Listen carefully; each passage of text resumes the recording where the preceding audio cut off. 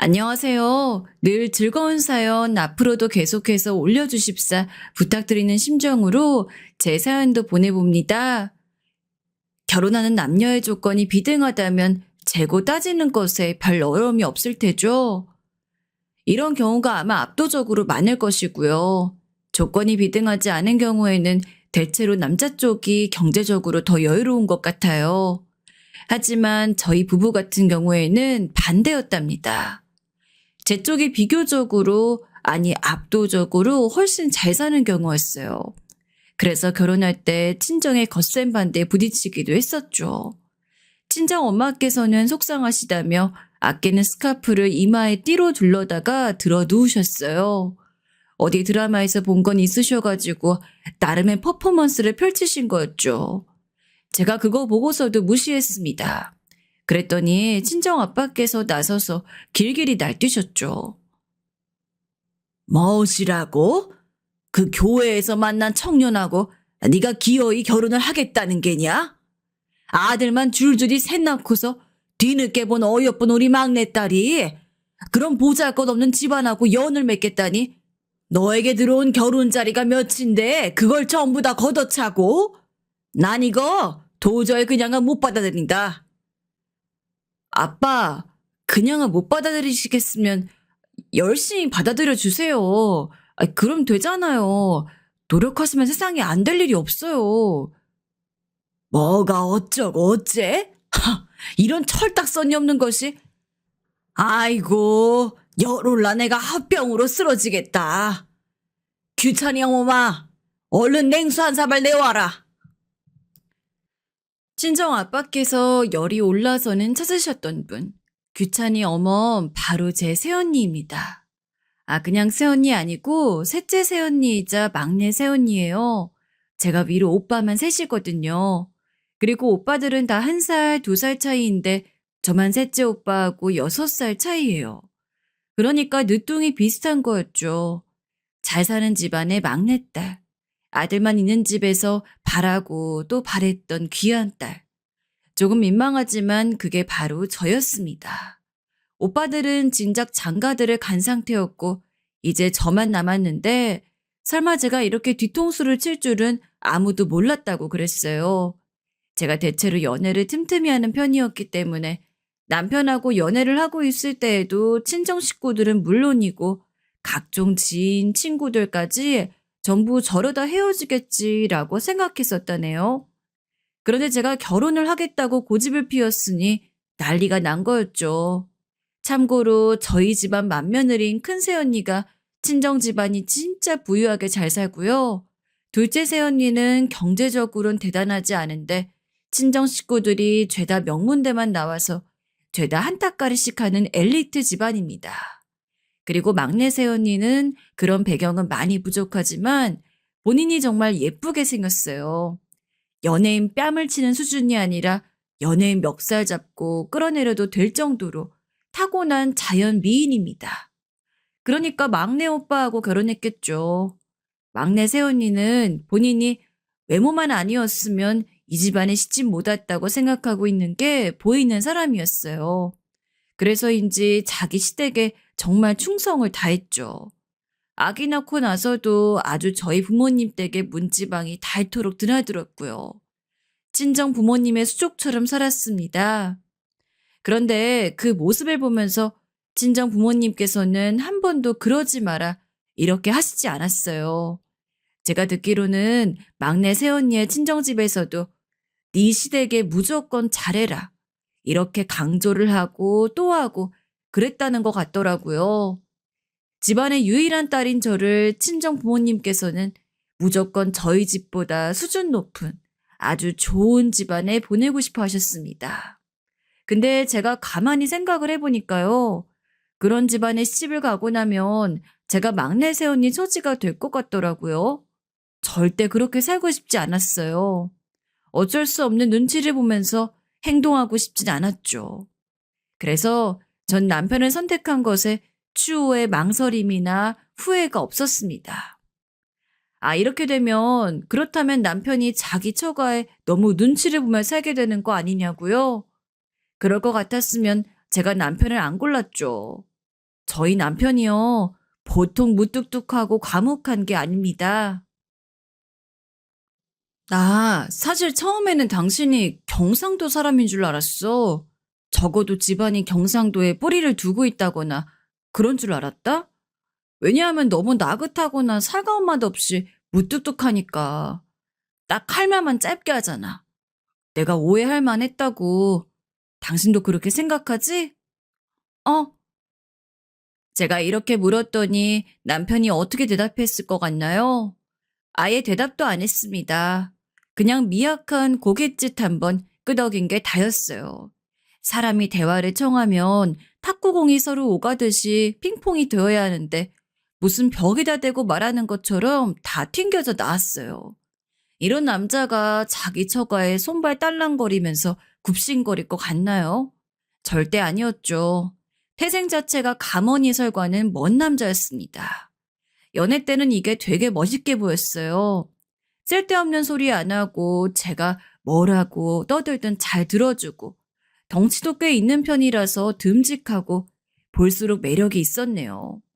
친정 부모님께서 쥐뿔도 없는 사위라고 제 남편을 폄하하시며 난리 부르스를 쳐대셨지만 자식 이기는 부모 없다는 말처럼 결국에는 결혼을 해서 잘 사는 동안에도 남편의 매력은 계속되었답니다.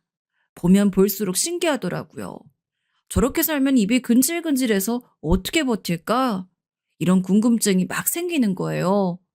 전 호기심도 많고 말도 많아서 쉴 새 없이 떠들어야 직성이 풀리는 스타일이기 때문에 남편이 더욱 신기하게 느껴졌죠.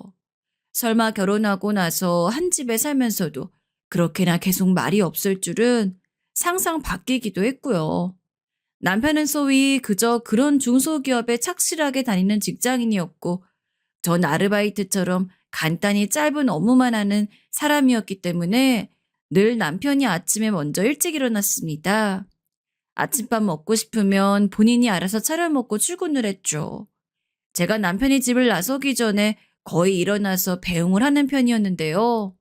어쩌다가 잠이 너무 달달할 때면 일어나지 못할 때도 있었거든요. 그러면 남편이 저를 깨웠어요. 손가락 한 개 끝으로 자고 있는 제 목을 꾹 누르는 거죠. 그러면 자던 저는 갑자기 숨이 턱 막혀서 눈이 떠졌습니다. 아, 깜짝이야! 아이, 뭐야. 지금 나 깨운 거야? 자꾸 내 머리카락 잡아당겨 깨우길래 그러지 말라고 고쳐놨더니 이젠 목을 공격해서 사람을 깨워? 제발 그냥 말로 깨우면 되잖아. 말로 깨워. 알았지? 나 출근. 그러겠다고 대답은 안 하고 지금 출근하겠다는 말만 하면 다야? 아, 답답해. 이러나 저러나 출근 배웅은 해줘야지. 아휴, 내 팔자야. 아, 맞다. 근데 당신 주말에 외식하기로 한 거 아직 메뉴 생각 안 해봤어? 언제 말해줄 거야? 이번엔 당신이 먹고 싶은 거 정하기로 했잖아. 벌써 목요일 됐어. 예약이 필요한 곳이면 오늘쯤은 예약을 해둬야 돼. 어디 갈지 빨리 정해서 이따가 나한테 연락해. 알았지? 어? 대답 안 하는 남편의 등을 제가 사정없이 쿡쿡 찌르는 것으로 나름의 분풀이를 했었네요. 알겠다는 듯 고개를 끄덕이고 출근했던 남편이었으나 제가 약간이나마 가졌던 기대를 깨뜨리고 남편은 그날 연락을 주지 않았습니다. 제가 보낸 카톡 메시지도 잘 안 보더라고요.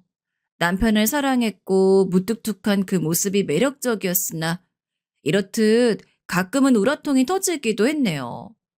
회사만 출근했다 하면 기본적으로 연락 두절이었으니 가뜩이나 말없는 남편과 아예 단절된 느낌이었답니다. 그렇게 환경이 엄격한 회사가 절대 아닌 것으로 알고 있는데 도대체 왜 그렇게 회사에 충실, 충성, 정직, 절제 4대 원칙을 지켜가며 다니고 있는지 의문이었죠. 이것에 얽힌 비밀 같은 이유는 뒤에서 밝혀볼게요. 우선은 시댁 식구들을 소개하고 싶거든요. 남편은 위로 누나만 둘입니다. 전 공포스러운 시누이만 둘을 둔 입장이었죠.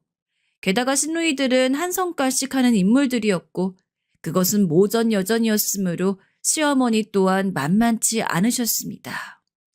시댁이 보통 수준으로 사는 편이었으나 예전에 한때 지독하게 가난하게 산 시절도 있다고 들었어요. 그래서 큰 시누이가 오죽하면 고등학교를 자퇴하고 취업 전선에 뛰어들어서 돈을 벌었었다네요. 근데 이런 집안에서 막내 혼자 제법 공부머리가 있는 편이었던 거예요. 그래서 남편은 자기 누나들에 비해서 편하게 학교나 다니고 공부나 열심히 하고 대학 생활하고 그랬다고 합니다. 그렇게 귀한 대접을 받고 큰 막내 아들과 결혼한 입장의 며느리로서 전 가시방석에 앉을 확률이 높았으나 제 경우는 여러분도 아시다시피 몹시 특별했죠. 아이고, 우리 며느리 왔니? 아유, 우리 며느리 어여 이리 들어와서 앉아라. 어여 빨리. 다리 아프게 그렇게 현관에 서 있지 말어. 올 며느리 귀한 몸으로 직접 이렇게 와준 것도 황송한데 그렇게 서 있으면 내가 가슴이 막 찢어져. 어머님, 저 여기 서 있은 지 3분도 안 됐어요. 저번에 봤을 때 덜컹거렸던 신발장이 싹수리가 되어 있길래 너무 잘 된 것 같아서 잠깐 그거 보고 있었어요. 아주 말끔하네요. 그게 다 우리 며느리 덕분이지. 우리 며느리 덕분에 우리가 걱정 없이 살게 됐잖아. 내가 우리 며느리만 떠올리면 너무 감동적이어서 자꾸 눈물이 나오려고 해.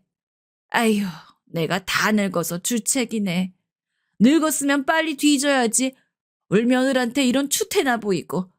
에이, 아유, 그런 말씀하지 마세요.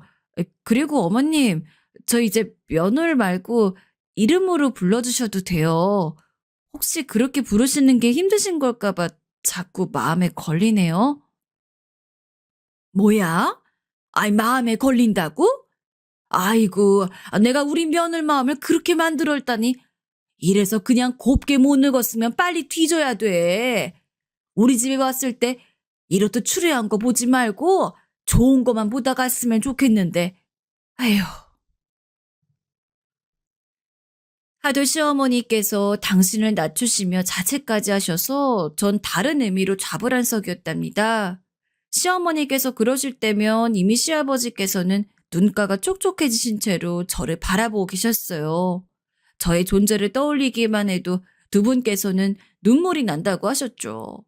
제가 마치 시댁의 고생 끝 행복 시작이라는 상징처럼 느껴지신다고 했습니다. 시누이들도 예외는 아니었어요.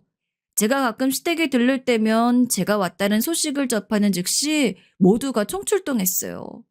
시배부들까지 될 수 있으면 어떻게든 오려고 했고요. 어머, 올케 와 있었어? 올케 전에 봤을 때보다 얼굴이 좋아졌다. 아주 환하게 폈네. 내 동생하고 둘이 천생연분, 찰떡궁합인가 봐. 그러니까 자꾸만 얼굴이 예뻐지고 형광등 수십 개 켜놓은 것 마냥 얼굴이 환하게 되는 거지. 아, 큰형님 오셨어요? 얼굴 좋아졌다고 해주셔서 감사해요. 칭찬 들으니까 좋네요. 큰형님도 점점 고와지시는걸요? 큰형님의 시간은 거꾸로 가나 봐요. 동안이 되셨어요. 그래 보여? 그렇지? 올케가 내 부탁 들어줘서 내가 꿈에 그리던 피부관리실 회원권 끊어준 게 아무래도 큰 효과가 있는 것 같아. 내 평생에 그런 좋은 곳에 다닐 줄은 몰랐어. 내가 이번에 거기 다니는 동안 새롭게 애엄마들도 사귀게 됐는데 세상에 다들 고급스럽더라. 올케 덕분에 내가 새로운 인맥들도 쌓게 됐다니까. 저기 근데 마침 이런 얘기가 나와서 말인데 피부관리실에서 만난 애엄마들하고 따로 자리에 나갈 때 내가 옷이나 화장 이런 건 알아서 잘 하겠는데 그 가방 같은 건 어쩔 수가 없더라고. 혹시 올케가 나 가방 하나만 괜찮은 걸로 장만해 줄 수 있을까? 저는 제가 베풀 수 있는 선안에서 야박하게 굴지 않고 해주려고 했던 것 같아요. 그래서 결혼 직전 직후에는 제 눈치만 살피느라 정신없었던 시누이들이 점차 저에게 이것저것 요구에 가까운 부탁을 해왔을 때 웬만하면 거절하지 않고 들어줬죠. 애들 옷, 신발, 장난감 이런 건 예사였고요. 여행지에 고급 호텔 예약이라든지 최신형 냉장고로 가전제품 바꿔준다든지 이런 것들도 해줬네요. 그날은 큰 신누이가 명품백을 원하는 눈치로 저에게 말을 해왔는데 그러고 있을 때 작은 신누이도 마침 들이닥쳤어요. 옳게. 나도 가방 필요해. 언니 왜 치사하게 나 몰래 올케한테 가방 사달라 그러고 있었어? 언니만 받고 입 싹 씻으려고 했지? 우리 둘 다 올케한테 매달리는 건 꼴사 나오니까 본인만 혜택 누리는 게 낫겠다고 자꾸 그런 개소리 할 때부터 알아봤어. 언니가 뭔데 올케 복을 누려? 왜 혼자 독차자려 그래? 절대 그렇게는 안 되지. 뭘 또 입을 싹 씻는다고 표현해? 야, 너 웃긴다? 너 오랜만에 내 소뚜껑 손맛 보고 싶어 까부냐? 내가 우리 가족들 먹여 살린다고 예전에 코피 터지게 일 다닌 거 다 까먹었어? 여유를 누려도 내가 누려야 마땅해. 나하고 옳게 둘이서 오붓하게 대화 중이었으니 너는 빠져. 얻어 터지기 전에. 그날따라 자매 사이에 신경전이 살벌하더라고요. 큰 시누이가 예전에 고생 많이 했었단 이유로 시댁 집안에서는 큰 시누이를 좀 축혀 세워주는, 공을 인정해주는 그런 게 좀 있었어요. 그런데 작은 시누이는 이게 내도록 불만이었나 봅니다. 큰 시누이는 희생정신 발휘했던 위인, 남편은 장가를 기가 막히게 잘 간 최고 1등 공신. 이거였는데 작은 시누이는 중간에서 자기만 아무것도 아니라고 생각했었나 봐요. 차라리 자매끼리 합세해서 저를 뜯어먹으려고 했으면 저만 난감했을 것이고 둘은 이득이 컸을 텐데 서로가 신경전을 벌여주시니 전 딱히 말릴 생각도 들지 못해 그저 민망하게 있었을 따름이었네요. 그날은 유독 둘이서 날이 서 있길래 제가 모르쇠로 일관하며 딴청을 부리고 있었어요. 그런데 그 방심한 틈에 서로 머리채를 잡은 거예요. 작은 시누이의 처절한 비명이 시댁에 울려 퍼졌고 저하고 시부모님하고 셋이서 깜짝 놀라 둘을 말리려고 접근했죠. 그런데 그럴 수가 없었어요. 떼어놓자마자 작은 시누이가 자기만 맞은 건 억울하다면서 이를 악물고 반격해 큰 시누이의 정수리를 주먹으로 내려 찍었습니다. 그러자 눈앞에 별이 보인 큰 시누이는 그때부터 눈이 돌아서 아주 배는 것도 없다는 듯 작은 시누이를 공격했고요. 시아버지께서는 혈관 막히는 느낌이 드신다며 돌아서셨고 시어머니께서는 올 며느리 앞에서 쪽팔린 모습 보이지 말라며 악다구니 쓰시더니 싱크대로 가서 냄비에 물을 받아다 그걸 시누이들에게 끼얹으셨고 물벼락 맞은 시누이들이 동시에 짜증을 내면서 올케복 누리려고 다들 수쓰는 거 알고 있다. 올케복을 최고로 누려야 하는 건 바로 나다. 라는 희한한 소리나 해대고 있고 진짜 정신이 없었습니다. 그래서 몰랐어요. 주차를 마치고 업무 통화를 하느라 저보다 한참 늦게 올라온 남편이 현관에 서서 이 광경을 다 보고 있었다는 걸요. 어느새 들어와서는 보고 있었던 거예요. 남편을 가장 먼저 발견한 제가 소스라쳤죠. 깜짝이야. 언제 와 있었어? 온 줄도 몰랐네. 업무 통화는 마쳤어? 거기는 왜 주말에도 사람한테 일을 시키려고 드는 거야? 하여간 웃긴 회사 같아. 제가 제잘제잘 떠들었는데 남편이 무표정하게 한숨을 푹 내쉬더니 성큼성큼 들어와서 두리번거리더니 제 가방을 찾았습니다. 소파 앞에 올려둔 제 가방하고 휴대폰 그걸 챙기더니 저를 잡아 끌었어요. 이만 가자는 표시였죠. 제가 당황해서 시어머니와 시누이들을 쳐다봤습니다. 세 사람 다 어안이 벙벙해져 있었죠. 가자고? 우리 지금 어머님 아버님하고 시간 좀 보내다가 근처에 새로 오픈한 대형 카페도 가보고 여차하면 밖에서 저녁도 먹고 그러기로 했잖아. 근데 그냥 가자고? 왜 이래? 아, 어머님, 뭐라고 말씀 좀 보태주세요. 그래, 올 며느리 말이 맞다. 다 같이 시간 보내기로 한 거 아니니? 지금 네 누나들도 왔잖아. 물 맞아서 머리 꼬라지들은 저렇게 됐지만 드라이기로 얼른 말리면 돼. 같이 나가서 커피도 마시고 화해도 하고 그러자. 올 며느리 잘 둔 거 이렇게 또 누리고 그러는 거지. 시어머니께서 맞장구를 치시며 호호 웃으셨을 때였어요. 남편이 엄청나게 싸늘한 표정을 짓더니 시어머니를 쳐다보았고 그 다음에는 천천히 시누이들을 쳐다봤습니다. 그리고 딱 한마디 이 말만 남겼어요. 쪽팔려서 못 살겠다. 제가 속으로 너무 기가 막혀 하면서도 남편의 손에 이끌려 별 수 없이 시댁을 나서고 말았습니다. 남겨진 시누이들의 그 멍한 표정이 그날 하루 종일 안 잊혀졌네요. 남편이 저한테 당부를 했습니다. 자기 가족한테 퍼주지 말라고요. 그래도 당신 키워주신 부모님이고 당신의 친누나들이잖아. 잔말 얹지 말고 그냥 하지 말라면 하지 마. 얼마나 냉정하게 당부를 했는지 모릅니다. 남편에게 시부모님, 시누이들, 그리고 각종 시댁 사람들. 아무도 먼저 네 아내 덕 좀 보자고 안 해왔었죠. 차라리 장본인인 저를 구워 삶아 어떻게든 해보려는 것뿐. 왜냐하면 남편에게는 각종 청탁이 안 통하기 때문입니다. 이런 대쪽 같은 사람이 퍼주지 말라고 선언했으니 절대 자기 뜻 굽힐 의지가 없다는 것이었죠. 단호한 남편을 거스르기도 좀 애매해서 제가 그 뜻을 따랐어요. 그랬더니 시누이들, 둘 다 다혈질이라서 아주 난리를 쳤습니다. 남편을 가만 안 두겠다고까지 하면서 화를 냈어요. 남편 보고 자기만 부유함 누리고 살겠다는 이기적인 심보를 가진 놈이라고 욕을 했고요. 근데도 남편 아무 변명도 반응도 하지 않았습니다.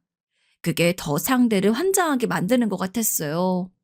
시누이들이 결국 제 풀을 꺾였으니까요. 몇 주 뒤 시어머니께서 답답해 미치겠다는 목소리로 저에게 연락을 하셨었죠. 올 며느리, 왜 이렇게 내 아들을 휘어잡고 사니? 내가 이런 말 안 하려고 했는데 어렵사리 꺼내는 거야. 네? 아유, 어머님, 제가 휘어잡은 게 아니에요. 제가 오히려 잡혀 사는 것 같은데요. 어머님 아들이니까 아시잖아요. 저도 못 말려요. 제가 어떻게 할 수 있는 성격이 아니에요. 울컥해서 홧김에 저한테 전화하셨었던 시어머니께선 제 말을 들으시고는 그건 그렇지 하며 수긍을 하셨네요. 당신께서 보시기에도 당신의 아들이 보통 얘기가 아니었으니까요. 이런 남자가 제 친정 부모님께는 어떻게 했을까요? 제가 결혼하고 나서 남편한테 몇 번 강조했었어요. 굳이 먼저 우리 아빠 엄마한테 알랑방귀 안 껴도 된다고요. 성미에 맞게 안 구는 게 차라리 낫다고요. 남편은 제 의견에 적극 동조한 채로 지냈습니다. 제 남편을 은근히 찬밥으로 치부하던 친정 부모님. 시간이 지날수록 당신들께서 오히려 안달이 나셨나 봐요. 저희 부부가 궁금해 죽겠고 사위를 좀 더 캐내고 싶은데 저희 쪽에서 먼저 제스처를 취하지 않으니 결국 어느 하루는 골프 치자면서 친정 아빠께서 저희를 근엄하게 호출하셨습니다. 골프장에서 제 남편을 향해 기선제압 하시려는 심산 눈치챘죠. 그래도 별 수 없으니 갔어요. 그러나 만만치 않은 제 남편. 친정 아빠께서 뭔 자랑질을 하시든 너스레를 떠시든 상관없이 묵묵하게만 굴었습니다. 그러다 친정 아빠께서 떨떠름한 표정으로 남편을 향해 이러시더군요. 자네는 고단수야. 일부러 원하는 걸 노골적으로 말 안 해서 결국은 손 안 대고 코 풀려고 하는 게지. 내 말이 맞지? 저는 지극히 현실주의자입니다. 장인어른, 손 안 대고 코 푸는 방법이 있다고는 상상도 못하고 살았으며 앞으로도 그럴 예정입니다. 그러자 친정아빠의 말문이 턱 막히더군요. 제가 멋대로 결혼을 밀어붙인 게 마음에 안 드신다며 저희 부부를 일부러 등한시하셨던 친정아빠께서는 결국 그날 저에게 몰래 다가와 먼저 이런 말씀을 남기셨답니다. 넌 어쩌다 저런 놈 만나 결혼을 했냐? 제가 저희 만난 이야기 말씀 안 드렸었나요? 저희 식당에서 처음 만났었는데. 에휴, 그런 얘기가 아니잖아.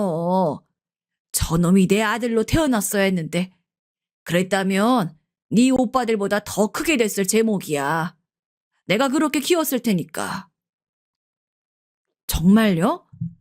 그럼 이제 아들이라고 생각하시면 되겠네요. 사위나 아들이나 어쨌든 한 가족이잖아요. 안 그래요? 발상의 전환을 해보세요, 아빠. 이게 아주 말장난으로 지부머리 꼭대기에 올라서려고 하네. 친정아빠께서는 화를 내셨지만 그날 이후로 저희 부부에게 자꾸만 관심을 가지시며 태도 변화를 보이셨죠. 친정엄마께서도 점점 제 남편을 마음에 들어 하셨어요. 온 가족이 모였던 주말 저녁 식사 자리, 친정엄마께서는 외국에 사는 지인분으로부터 받은 최고급 보석이 종류별로 박힌 머리핀을 하고 계셨어요. 그것에 꽂히셨는지 몇 날 며칠 그것만 하고 다니셨던 모양이라 들었습니다. 올림머리를 하시고는 가운데 그 커다란 보석핀을 딱 꽂으신 채 식사를 하셨고 자랑을 하고 싶으신지 그 머리핀 이야기를 꺼내셨을 때 오빠들은 건성으로 잘 어울리신다고 말했어요. 새언니들은 영화배우 같으시다, 미모가 눈부셔서 보석은 안 보인다. 이런 호들갑은 다 떨었고요. 전 그 상황이 좀 어이가 없어서 그냥 대충 괜찮네요 하고 말았는데 분위기상 이제 남편도 뭔가 한마디를 해야 할 때인 거예요. 전 남편이 과연 뭐라고 한마디를 할 것인가 그게 궁금했죠.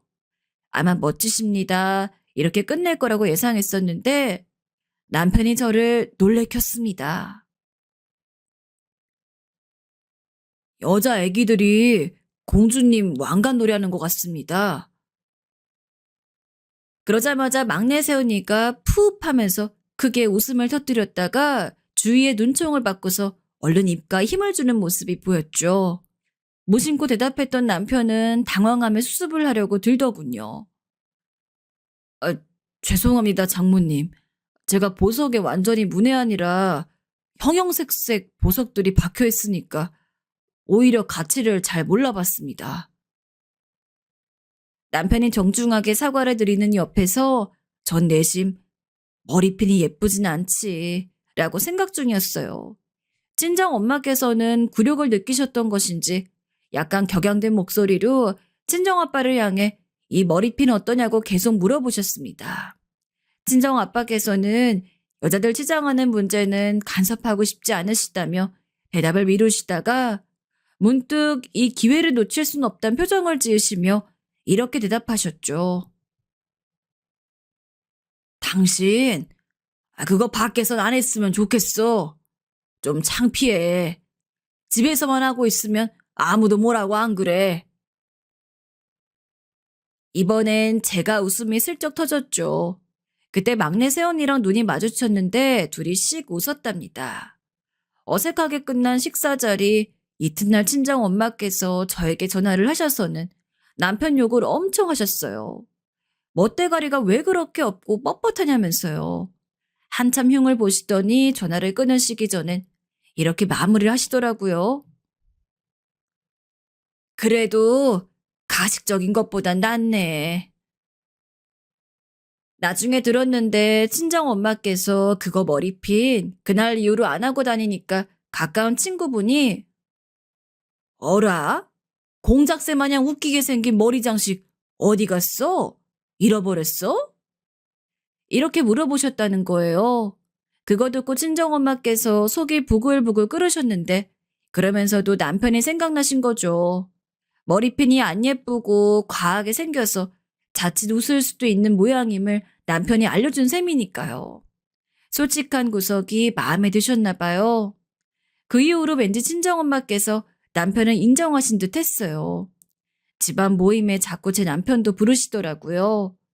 그 이전에는 거의 무시하셨었는데 그리고 저는 그날 이후 막내 새언니하고 따로 연락하는 사이가 됐어요. 저한테 하는 말이 집안에서 자기만 너무 뒤떨어진 느낌이라 위축됐는데 제 남편이 집안에 들어왔을 때 자긴 너무 신났다고 합니다. 그래서 제 결혼을 누구보다 반겼었다네요. 진작 친하게 지낼 걸 그랬나 싶을 정도로 저하고 잘 맞았어요. 막내 새언니가 아니었다면 전 실마리를 늦게 잡았을지도 몰라요. 무슨 실마리인가 하면 남편 회사의 말이에요. 당신 있잖아. 왜 주말에도 업무 전화 받아? 그게 맞는 거야? 원래 모든 회사가 다 그래? 고만고만한 중소기업의 특징이야? 제가 몇 번이고 물어봤는데 남편은 정확히 답을 안 해줬습니다. 어찌나 회사 일에 대해서는 과묵한지 저에게 회사의 이모저모를 떠들어준 역사가 없었네요. 그리고 회사만 출근했다 하면 저하고 연락이 잘 안 됐기 때문에 늘 답답했어요. 이런 점들이 원래도 신경이 쓰였는데 언제부터인가 남편이 소심 깊어 보이고 피곤해 보이고 집에 와서도 업무 메일 작성을 하고 있는 게 보이니까 걱정이 되었습니다. 제 딴엔 걱정이 되었기 때문에 이런 소리 뱉어버렸죠.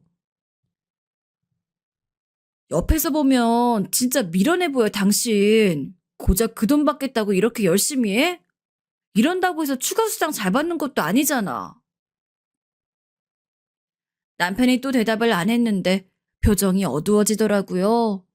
막내 새언니하고 통화하면서 이 얘기를 전해줬더니 제가 말실수를 한 것이라고 알려주더군요. 남편 입장에서는 굉장히 자존심이 상했을 거라고 했어요. 그래서 제가 남편에게 사과하려고 어느 날 저녁 근사하게 스테이크상 차려서 와인도 모처럼 준비하고 분위기를 잡았습니다. 남편이 피곤하다고 빨리 자려고 하길래 말리면서 떠봤죠. 왜 그렇게 회사 일이 피곤하냐고. 이직하면 안 되는 거냐고 그렇게 물어봤어요. 그랬더니 남편이 고민하는 표정으로 어느 정도 실토를 해주더라고요. 힘들지. 피곤하지. 맞아. 너무 괴롭기도 해. 그런데 이런 것에도 물러나면 내 그릇이 여기까지밖에 안 되는 것 같아서 내 성격상 용납이 안 돼. 그리고 우리 가족 일로 내가 당신에게 미안하게 생각하는 점이 많아. 우리 누나들이 당신 앞에서 개싸움 벌이고 난리쳤던 광경 아무리 생각해도 너무 수치스럽더라. 그 이후로 내가 더욱 번듯한 사람이 되고 싶어졌어. 당신과 비등해지는 날은 오지 않겠지만 나 스스로에게 조금 더 당당한 사람이 되고 싶더라고. 그래서 회사에서의 고충도 정면으로 바라보게 되었어. 시댁의 일 때문에 저에게 의지하고 기대려는 생각 자체를 버리고 남편은 스스로 잘난 사람이 되고자 하는 포부를 가지게 되었다는 거예요. 그럴 만하다 싶더라고요. 왜냐하면 남편은 제 배경을 알고 부담스러워서 저하고 원래 헤어지려고 했던 사람입니다. 가려던 사람을 설득해서 붙잡았던 게 저였고요. 남편은 가뜩이나 저와의 배경 차이를 느끼고 부담스러워했던 사람인데 자기 가족들의 그런 면모를 마주하고 나자 너무 속상했던 거예요. 그 꼿꼿한 성격에 용납이 안 됐을 겁니다. 남편의 진솔한 이야기를 듣고 나니까 납득이 되었어요. 그래서 남편의 생각을 존중해주고 조용히 응원해주기로 했죠.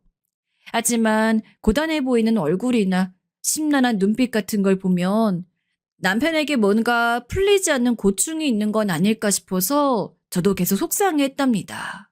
이런 저에게 도움을 준 게 또다시 막내 새언니였던 거죠. 일적으로 시달리면 피곤해하지 심적으로 힘들어하진 않거든요. 그런 차이가 있어요. 그래서 제 생각인데요. 혹시 회사에서 사람들하고 마찰이 있는 거 아닐까요? 그럴 가능성이 있는 거라면 한번 슬쩍 떠봐요. 회사 사람들과 마찰? 맞는 것 같아요. 이제 보니까 왜 그런 쪽으로 생각을 못 해봤을까요? 제 남편의 성격이 평범하진 않았으니까요. 맞는 걸 보면 맞다고 해야 하고 틀린 걸 보고 틀렸다는 걸 말해야 하는 남편의 성격으로 밀어봤을 때 회사에서 뭔가 인간관계의 문제점을 안고 있을 가능성이 높은 것 같았습니다. 누군가의 눈에 밉보인 건 아닐까 싶어서 너무 걱정이 되었죠. 그래서 계속 남편을 떠보기 시작했어요. 혹시 회사에서 싸운 사람 있냐? 같이 일하는 사람들과는 사이 괜찮냐? 이렇게 많이 물어봤는데 세상에 또 대답을 안 해주는 거예요. 답답해서 미쳐버리는 줄 알았습니다. 근데 자꾸 고단함이 묻어난 눈빛으로 밤마다 한숨을 쉬고 있으니 제가 어떻게 신경을 안 쓰겠어요. 그래서 결국 안 쓰려고 했던 방법을 쓰게 되었죠. 내가 이 방법을 써서 당신 입을 열고 싶지 않았는데 별 수 없네. 당신 자꾸 이러면 내가 뒷조사 같은 거에서 당신의 회사 생활 알아낼 거야. 나 한다면 할 수 있는 사람인 거 당신도 충분히 알지? 뭐? 절대 그러지 마. 그냥 내가 얘기해 줄 테니까 그렇게 하지 마. 그러면 나는 앞으로 당신 못 믿게 될지도 몰라. 그래. 내가 남편 뒷조사하는 아내가 되지 않도록 당신이 얼른 도와줘. 속에 든 걸 그냥 편하게 털어놔 봐. 그러자 드디어 남편이 깊은 한숨과 함께 진짜 고민거리를 털어놓았습니다. 모든 게 직속 상사 때문이라고 그랬어요. 상사하고 갈등을 빚고 있었다니 직접 남편에게서 들으니까 심장이 철렁 내려앉더군요. 얼마나 마음고생이 심했을까 싶었습니다. 젊은 나이에 머리가 살짝 벗겨졌다는 그 상사란 인간하고 남편이 원래도 썩 잘 맞진 않았대요. 그런데 남편이 언제 한번 회사에서 무슨 안건이 나왔을 때 그 상사가 낸 의견에 정확히 반대했다고 합니다. 왜냐하면 반대할 수밖에 없는 근거가 명확했으니까요. 그러자 다른 사람들도 남편의 반론이 너무 합당하니 거기에 동조했고 그 상사의 의견은 사라지게 되었죠. 그런데 그날 이후로 그 상사가 묘하게 남편을 갈구기 시작했다는 겁니다. 남편은 일부러 그런 그 상사의 만행을 외면하며 피할 수 있는 상황이면 피하며 지냈었대요. 그러니까 당연히 업무에도 살짝 지장이 있었죠. 그렇게 어떻게든 지내고 있었던 와중 시댁에서 시누이들이 제 덕을 자기가 더 보기 위해 개싸움하고 시어머니께서 물끼얹고 이런 상황을 봐버린 겁니다. 그날 이후로 남편은 회사 일에서도 그냥 피하지 않고 정면 승부를 하기로 한 거죠. 그 상사가 못되게 굴면 부당하게 업무 지시 내리지 마시라. 이렇게 똑바로 말을 했다고 합니다. 짚고 넘어가야 할 문제는 정확하게 짚었고요. 그랬더니 그 상사가 이젠 아예 감정적으로 더 남편을 괴롭히며 더 비겁하게 굴고 있다는 겁니다. 남편에게 이런 소리도 했다네요. 아직 아이도 없으면서 벌써부터 사회생활 이렇게 못하면 나중에 처자식 어떻게 책임지고 먹여 살리려 그래? 아직 정신머리가 멀어도 한참 멀었네. 남편의 자존심이 그때 박살났었다네요. 제가 그 얘기 듣고 너무 화가 났으며 속이 상했어요. 당장이라도 어떻게든 나서 남편을 도와주고 싶더라고요. 그런데 저의 이런 마음 남편이 바로 눈치를 채더군요. 자기 혼자서 부딪히고 해결짓고 마무리하고 싶다고 그랬어요. 어차피 내가 매 상황에서 정당한 거, 일 성실하게 하는 거 다들 알고 있으니까 결국은 내 승리로 끝날 거라고 생각해. 정의는 이기는 거야. 상사가 어쨌든 권위로 자기를 누르는 셈인데 정의를 입에 담는 남편이 대단하다고 해야 할지 고지식하다고 해야 할지 헷갈렸습니다. 도와주고 싶은 마음이 안 사라져서 제가 시무룩해 있으니까 남편이 다시 저를 다독였어요. 여기는 자기 세상이라고 하더군요. 그 말뜻이 뭔지 전 금방 알았습니다. 남편의 세상, 남편의 영역, 그걸 지켜주고 존중해주기를 남편은 저에게서 바라는 것이었죠.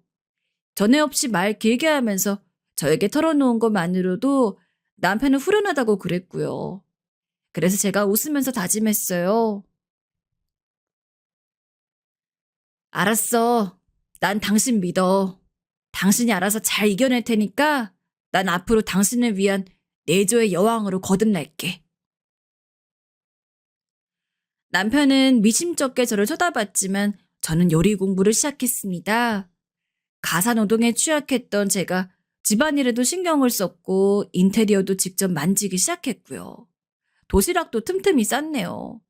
처음에는 도전 정신으로 한번 싸봤던 도시락이었는데 점점 재미가 붙었어요. 남편이 아무 군말 없이 제가 도시락을 주면 챙겨가는 스타일이라서 좋았습니다. 말소 적은 게 이럴 때는 너무 좋더군요. 맛있었어? 잘 먹었어? 응? 당신 도시락 먹는 사람들끼리 모이는 구역이 있다면서 거기서 먹는 거잖아. 거기서 당신 도시락이 제일이지? 내가 싼 게 제일 맛있게 생겼지. 어? 이렇게 물어도 대답을 잘 안 해주니 이런 건 좀 열이 받았지만 어쩔 수 없었네요. 뭐라고 칭찬 좀 해주면 어디 덧난답니까? 그래도 도시락통을 매번 싹 비워서 오는 걸 보면 뿌듯했답니다. 부부간의 새로운 유대감이 생기는 것 같았어요. 막내 새언니의 조언과 도움도 매번 많이 받았죠. 저하고 친해지면서 막내 새언니는 자신감이 생겼다 그랬어요. 그 이전까지는 자기 친정 수준이 부족해서 주눅이 들었는데 이제는 난 얼굴이 대신 예쁘고 이 엄청난 걸 유전으로 물려줄 수 있으니까 나도 한몫 크게 하는 사람이다. 이렇게 생각을 하게 됐다네요. 실제로 막내 새언니가 낳은 조카가 아기 때부터 이목구비가 정말 예뻤어요. 막내 새언니가 날이 갈수록 당당해지자 제 친정 부모님께서는 몹시 떨떠름해 하셨고 뒷배에 제가 있다는 것을 의심하셨으나 별 말씀은 못 하셨답니다. 날이 갈수록 저희 부부를 인정하고 계시던 참이었으니까요. 저보고 결혼 잘했다고 생각하고 계신다는 것을, 제 남편을 점점 마음에 들어하고 계시다는 것을 저는 느낄 수가 있었네요. 남편이 힘든 걸 내색 안 하려고 들고 말을 안 해서 속상하긴 했지만 이젠 재촉하지 않고 남편이 먼저 말해줄 때까지 기다릴 생각이었어요. 이런 스스로를 두고 나는야 내조의 여왕 이러면서 즐거이 지내던 어느 날이었습니다. 유독 남편이 피곤해 보이던 시기이기도 해서 점심시간에 제가 깜짝 방문할 계획을 짰어요. 일부러 도시락에 밥만 가득 넣었죠. 남편이 열어보고 황당해할 때 제가 반찬만 가득 담긴 통을 가지고 등장할 예정이었습니다. 차에는 남편의 동료들에게 돌릴 비싼 간식거리도 준비한 참이었어요. 시간 여유롭게 도착해서는 일단 내부 파악부터 하려고 건물에 올라가 봤어요. 여러 업체가 같이 쓰는 건물이었고 남편 회사는 5층을 통으로 쓰고 있었습니다. 그렇게 5층에 딱 엘리베이터 타고 내렸는데 그러자마자 그 층의 복도 끝에서 제가 남편을 봤어요. 누군가를 따라 계단 쪽으로 가더니 시야에서 사라지더군요. 제가 무심코 그쪽을 따라가 봤죠. 그랬다가 어이없는 상황을 목격했습니다. 단박에 남편과 있는 사람의 정체를 알 수 있었어요. 약간 벗겨진 머리에 성질 더러워 보이는 인상의 남자가 바로 그 상사인 게 틀림없었습니다. 너 이 새끼야, 넌 네 상사가 우습냐? 왜 그렇게 눈가를 공손하게 관리하지 못해? 넌 상명하복이라는 기본도 안 돼 있어. 이런 새끼도 군대를 나왔으니 우리나라가 개판인 거야. 너 같은 게 바로 우리나라 사회를 갉아먹는 버러지야. 업무에 잡다 늘어놓으실 거면 전 이만 자리로 가보겠습니다.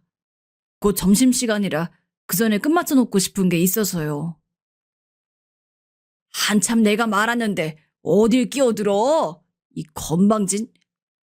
너 자꾸 뭘 믿고 까부냐? 너 진짜 잘리고 싶냐?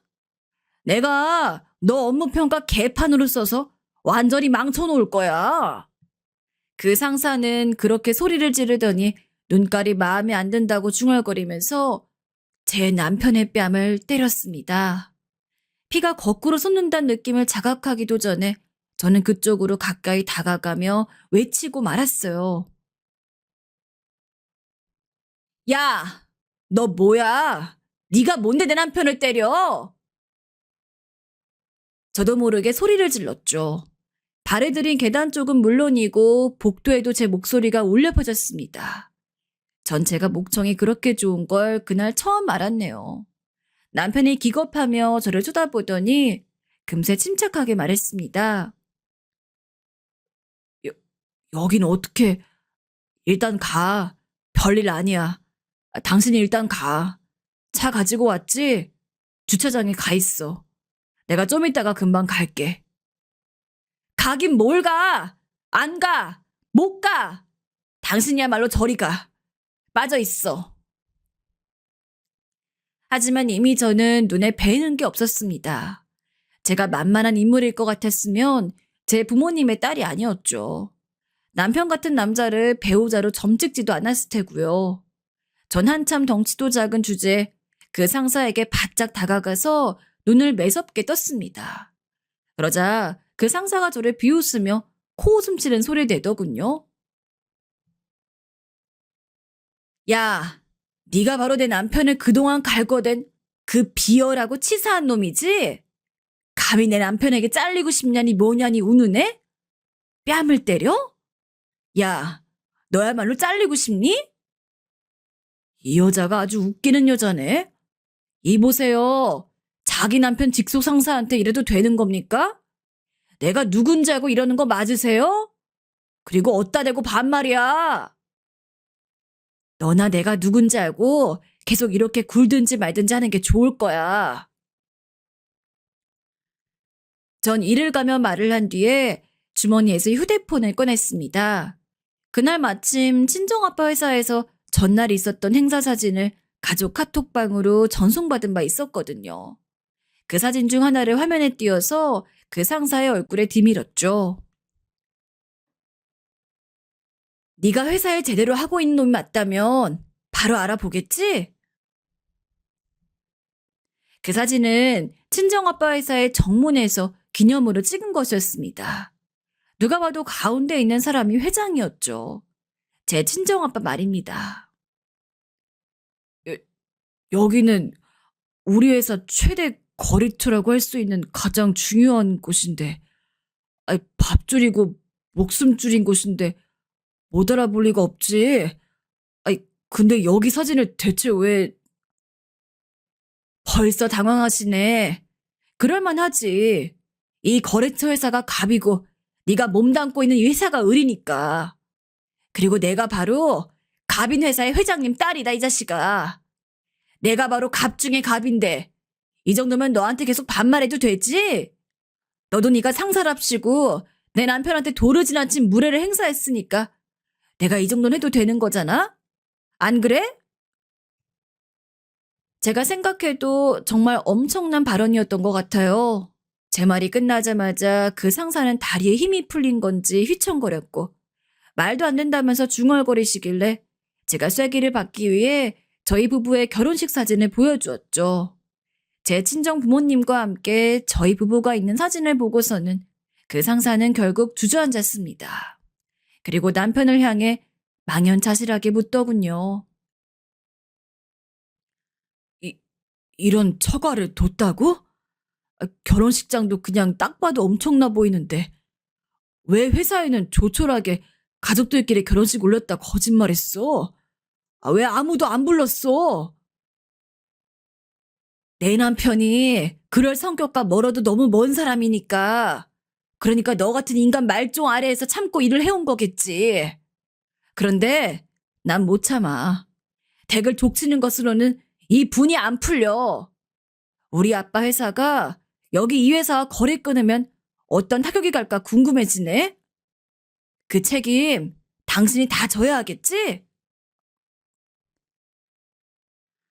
잠깐만요. 사모님, 이러지 마세요. 진정하세요. 제가 무지해서 뭘 모르고 버린 일입니다. 제가 미쳤었어요. 제정신이 아니었습니다. 다 죄송합니다.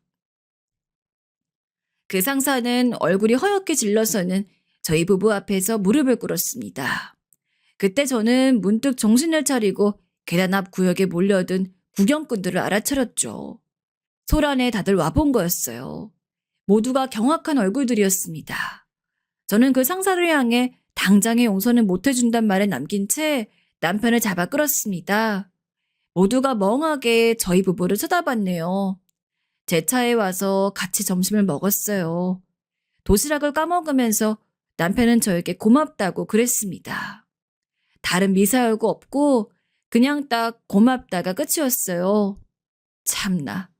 근데 저도 다른 말 더 들을 생각 없었기에 고개만 끄덕였네요.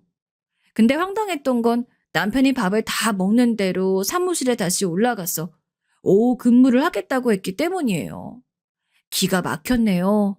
그런 일을 겪고도 굳이 업무를 이어가겠다니. 봐도 봐도 신기하고 놀라운 사람. 그게 바로 제 남편이었습니다. 친정아빠 회사를 들먹였으니 장본인의 귀에도 들어가야 맞다고 여겼고 전 친정 부모님께 이 사건을 말씀드렸어요. 그랬더니 친정아빠께서 저희 부부를 호출하셨습니다. 그리고 엄청난 제안을 하시더군요. 친정아빠 회사로 제 남편을 드리고 싶다고 하신 거예요. 제 남편을 향해 이렇게 말씀하셨죠. 그냥 부르는 거 아니다. 제대로 낙하산을 태워주려고 해. 자네, 어디 한번 내가 제공해준 낙하산 타고 마음껏 재주 부려봐. 큰오빠는 일을 잘하고 있고 둘째 오빠는 해외 지사에 직접 내년에 나가기로 했고 문제는 셋째 오빠였어요. 일을 배운 지가 벌써 한참인데 신입사원보다도 일을 못한다고 하더군요. 이런 일을 할 머리가 아닌 것 같다며 친정아빠께서는 고개를 저으셨습니다. 전엔 자기가 회사에 계속 하겠다며 억지로 우기더니 요새는 생각이 바뀐 모양이더구나. 규찬이 어머니 맞지도 않는 옷 그만 입어라 이렇게 충고를 옆에서 하더니 그게 먹힌 모양이야. 나는 좋은 변화라고 본다. 막내 새언니가 자신감을 얻고 발언하기 시작한 게 그런 영향도 끼친 모양이었습니다. 셋째 오빠는 곧 회사를 나와 자기 가게를 운영하든지 그럴 거라고 했어요. 전 남편이 무조건 삼고초를 할 거라고 순간 예상했었는데 이게 웬일인가요? 감사합니다. 열심히 하겠습니다. 실망시켜드리는 일 없을 겁니다. 넙죽 인사를 하는 거예요. 친정아빠께서는 사내답다며 무척 흡족해 하셨고 저만 엄청 당황했었네요. 집에 오는 길에 대체 무슨 생각인 거냐고 남편한테 물었더니 친정아빠께서 그런 제안을 하시는 순간 몸에 막 열정이 솟아난 스스로 느껴서 그랬다고 했습니다. 친정아빠의 회사로 들어가서 더 크게 성장해보고 싶은 모양이었어요. 당황스럽기도 했지만 역시 제가 남편감 잘 고른 것 같아 남몰래 뿌듯했네요. 제 남편 처음에는 친정아빠의 회사에서 우왕좌왕하기도 했었지만 금세 성과를 보이며 친정집안의 모든 사람들을 놀라게 만들었어요. 성실하고 꽤 안 부리니까 모두가 인정할 수밖에 없었죠. 아, 제 남편을 오래 괴롭혔던 그 상사, 주변의 수군거림을 이기지 못하고 자진 퇴사했었어요. 더 연봉 많이 주는 곳으로 간다고 퇴사 전날에 떠들었다고 하던데 그곳이 얼마 못 가 부도가 났다네요. 고연봉으로 유혹하는 건 다 이유가 있었던 것이죠. 그 이후로 작은 데를 가서 직접 발로 영업까지 뛰는 모습을 어느 날 남편이 우연히 봤었다고 했습니다. 번듯하고 멀끔한 차림새의 남편을 보고 그 상사가 움츠려들더니 먼저 피해버렸다네요. 다 자기 자리를 찾아간 거겠죠. 참고로 시댁 식구들하고는 제가 남편의 동의하에 잘 봉합을 맞춰 지내고 있어요. 시누이들도 서로 견제하는지 그만두었고요. 남편이 언제 쪽팔리는 짓 하지 말라고 나설지 모르니까 다들 조심조심 하면서 저를 대하고 있답니다. 이쯤 되면 제법 나쁘지 않은 결혼 생활인 것 같죠? 제 이야기를 들어주신 모든 분들 고맙습니다.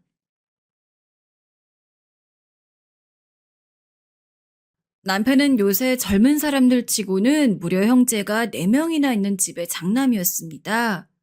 외동딸인 저로서는 집에 그렇게 사람이 많고 북적북적하다는 것 자체가 너무 신기했는데 무엇보다도 놀라웠던 점은 남편은 성장하면서 한 번도 형이나 동생들과 싸운 적이 없다고 하더라고요. 게다가 시부모님은 두 분 다 예전부터 넓은 땅도 가지고 있고 건물도 한두 채씩 있는 부자 집안이어서 남편도 남편 형제들도 자라면서 돈으로 아쉬웠던 적은 한 번도 없었다고 해요. 보통 드라마 같은 거 보면 형제끼리 부모님 돌아가시기도 전에 재산 가지고 미리 기싸움하는 것들이 있잖아요. 근데 남편의 형제들은 그런 것도 없다고 하더라고요.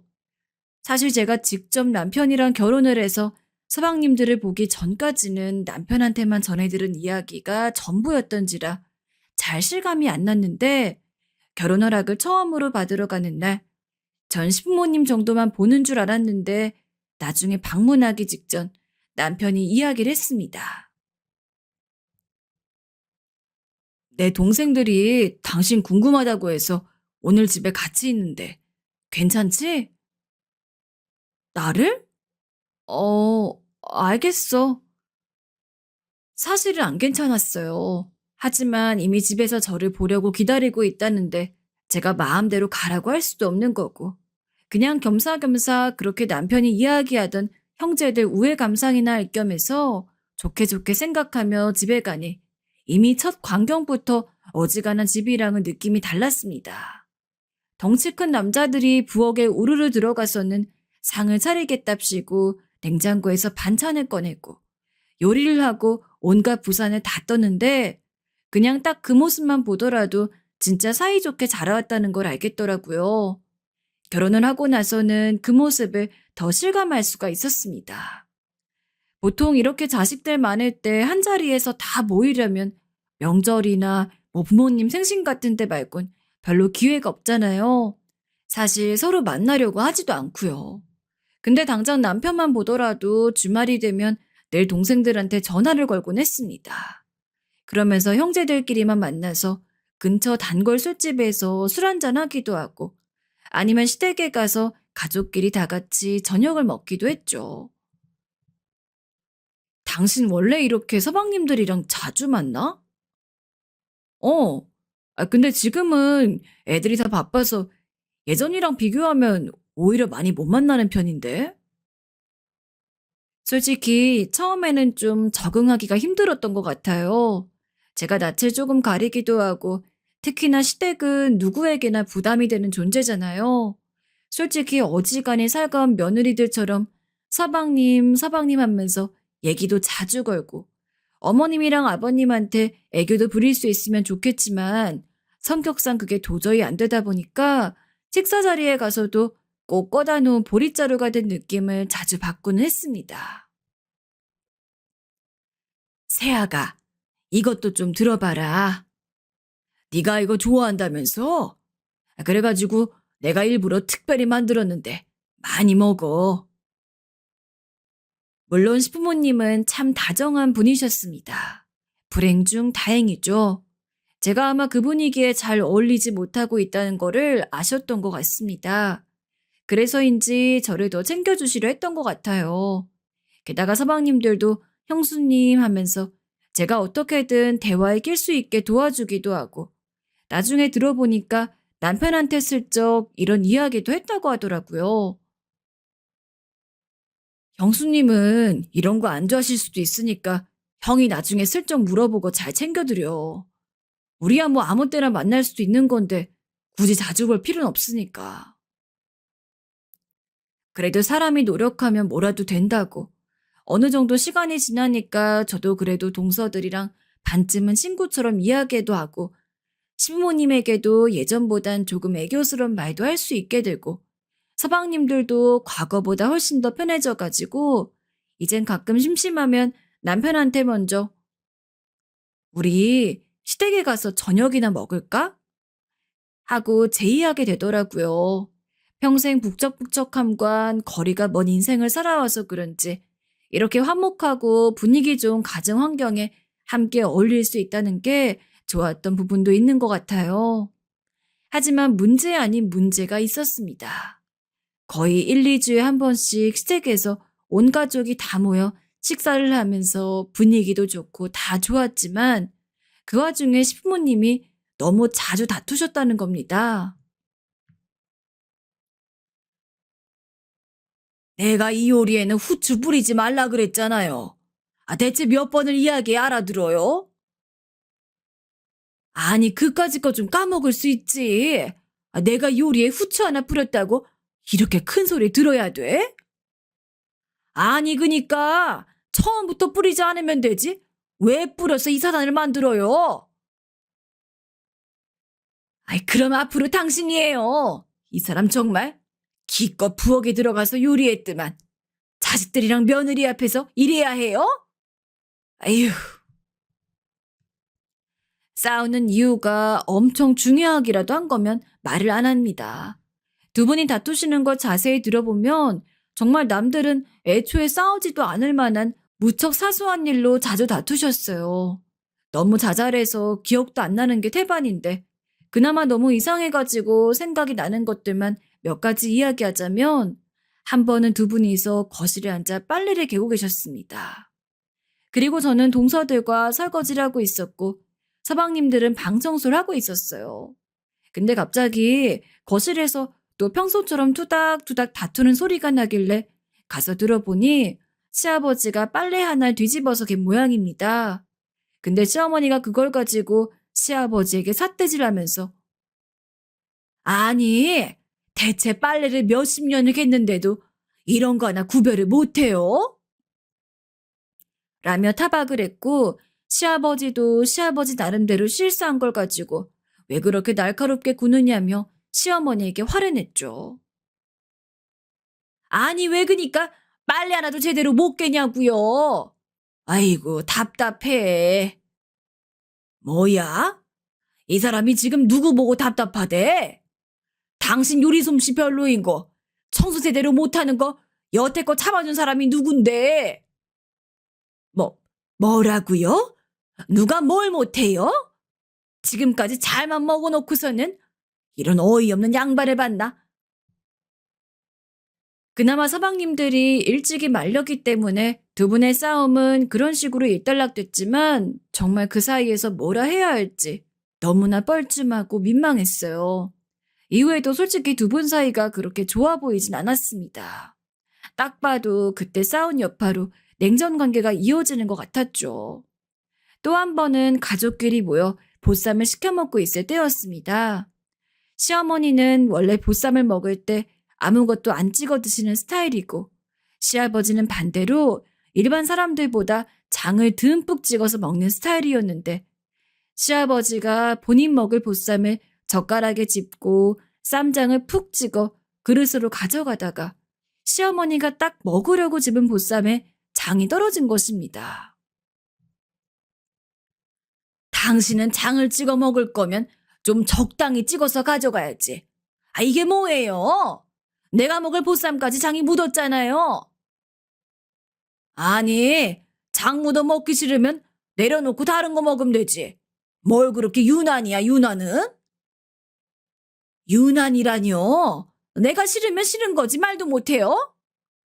누가 말하지 말래? 그렇게 신경질 내면서 말하니까 짜증난다는 거지. 왜 그렇게 사람이 매사 승질이야?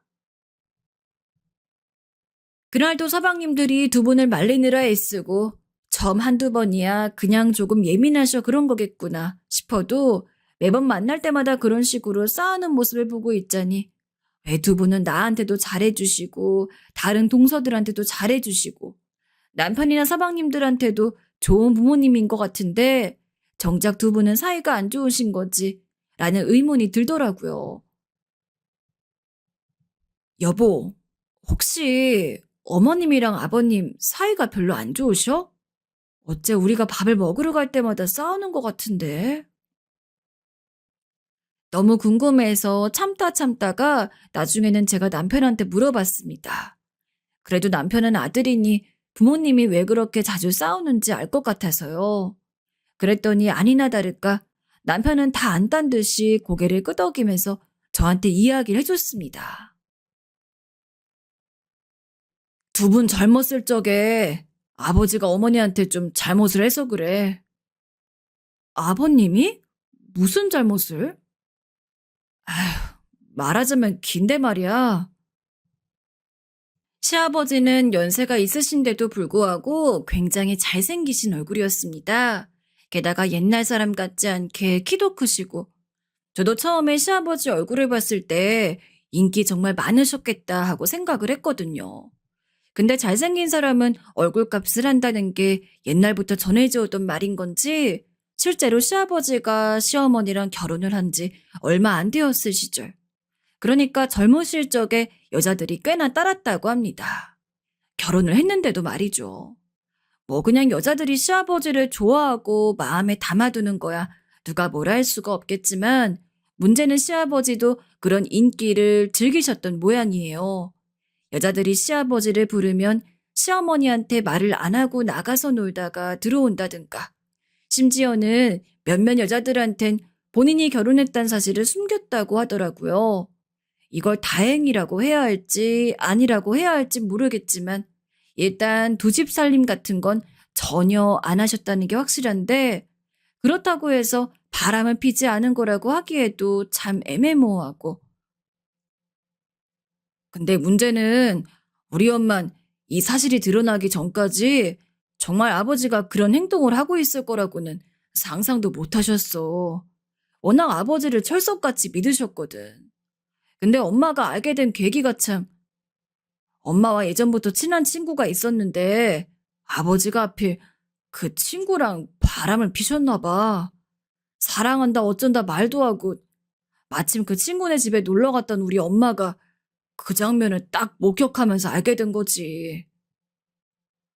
아버님이 너무하셨네. 아무리 그래도 바람은 아니지. 아무튼 그래서 그 사건 때문에 두 분이 사이가 안 좋으신 거야? 그렇지 뭐. 그 일 뒤로 아버지가 특별히 어머니한테 사과를 제대로 한 것도 아니고. 옛날 분들이라 이혼까지 할 생각은 못 하셨을 거야. 게다가 자식들도 넷이나 있는데 그냥 애들 보고서 어찌어찌 살다가 지금까지 온 건데 엄마 입장에서 그때 느꼈던 충격이 가실 리가 있겠어. 그제야 이해가 가더라고요. 왜 어머님께서 아버님에게 그토록 틱틱거리시는지. 아버님은 또 그걸 못 참고 그러시는지. 허나 어쨌든 저는 며느리이고 옛날 분들이라 그런지 그렇게 좋지 않은 사이를 지내면서도 이혼 이야기를 안 꺼내셨다길래 그냥 그런가 보다 하고서 있었습니다. 많이 늦긴 했지만 내심 지금이라도 두 분의 사이가 잘 풀리기를 바라면서요. 그 뒤로 별일이 없었다면 전 분명 그 이야기를 언젠간 잊었을 겁니다. 하지만 일이 터졌죠. 어쩐 일인지 딱 남편과 그 이야기를 나누고 하루가 지나서 시어머니가 온 가족들을 소집했습니다. 보통 서방님들이나 저희 남편이 먼저 시댁에 가자고 이야기를 꺼내 다 같이 모였지. 한 번도 시어머니가 먼저 저희를 부른 일은 없었기에 저나 남편이나 무슨 일인가 싶었죠. 그리고 저희는 주말에 시댁을 가자마자 거실에 둘러앉아 시어머니에게 충격적인 이야기를 듣게 되었어요. 우리 이제 각자 갈 길 가기로 했다. 네? 어머니, 그게 무슨 말이에요? 갑자기 이혼이라도 하시겠다는 거예요? 엄마, 아버지랑 또 싸우셨어요? 아무리 그래도 그렇지 이혼이라뇨. 그런 말씀 함부로 하시는 거 아니에요. 함부로 하는 거 아니다. 나 정말 결심했어. 네 아버지랑 이렇게는 못 살아. 저도 그렇고 남편도 그렇고 모두가 벙이 쪄버렸습니다. 생각지도 못한 황혼 이혼 선언이었죠. 아니 불과 얼마 전에 남편과 이야기해서 옛날 분들이라 이혼까진 생각 안 하시는 것 같다느니 어쩐다느니 이런 이야기를 나눴는데 갑자기 이혼이라니 욕심이라면 욕심일 수 있겠지만 전 두 분이 이혼하는 게 너무 싫었습니다. 시아버지도 시어머니도 각자 저랑 동서들한테 참 잘해주시는 좋은 분들이었고 지금 이렇게 온 가족이 모이는 게 행복하고 즐거운 이유도 시어머니든 시아버지든 한 분도 빠짐없이 다 같이 있기 때문인데 만약에 두 분이 이혼을 해서 따로 살게 되면 아무리 모인다고 하더라도 이전만큼 웃으면서 즐길 수도 없을 것 같고 하지만 시어머니의 입장은 굉장히 단호했어요. 남은 재산은 니네한테 미리 증여해 줄 거고 몇 달 안에 너희 아버지가 여기서 나가기로 했으니 그런 줄 알아라. 아버지, 정말 결정하신 거예요? 아니 말씀을 해보세요. 그래, 그러기로 했다. 니들한텐 미안하다. 근데 다들 결혼했고 잘 살고 있으니 우리가 따로 산다 해서 니들한테 뭐 피해가는 거 없으니 홀가분한 마음으로 하련다. 아버지, 아니 무슨 일이 있으셨던 건지 말씀이라도 해주세요. 저야 며느리니까 직접적인 가족이 아니지만 그런데도 불구하고 너무나 충격적이었는데 남편이나 서방님들 얼굴을 슬쩍 보니 진짜 뒤통수 맞았다는 느낌이 역력하더라고요. 그 누구도 두 분이 이혼할 거라고는 예상치도 못한 느낌이었습니다. 그런데 어머님께서 그때 아버님을 보시더니 버럭 화를 내시며 이런 말씀을 하시더군요. 나 그간 정말 참고 살았다. 나 알아서 지금까지 이렇게 참고 살 수 있었던 거야. 근데 이 양반은 그런 거 고마운 거 하나도 모른다. 그거에 아주 질려버렸어 내가. 어머니 말씀에 저희는 또 한 번 폭탄이 터질 것 같아 숨을 죽였습니다. 아니나 다를까 아버님이 바톤을 이어가셨죠. 나도 마찬가지야. 질리긴 누가 질려? 나도 당신 참아주느라 머리가 다 빠졌어. 새야지 머리 안 보여? 이거 다 누구 때문인데? 그건 생각 못하고 맨날 옆편애가 돼서 남편한테 이래라 저래라. 당신이 나 남편 취급은 해준 줄 알아? 결국 또다시 싸움이 일어날까 저희가 겨우 말렸어요. 그날 그런 폭탄 발언을 듣고 애매하게 자리가 파해서 집에 가는데 운전을 하는 내내 남편도 영 심란한 얼굴로 한숨만 쉬고 집에 도착해서도 계속 시어머니랑 시아버지가 신경이 쓰이나 보더라고요.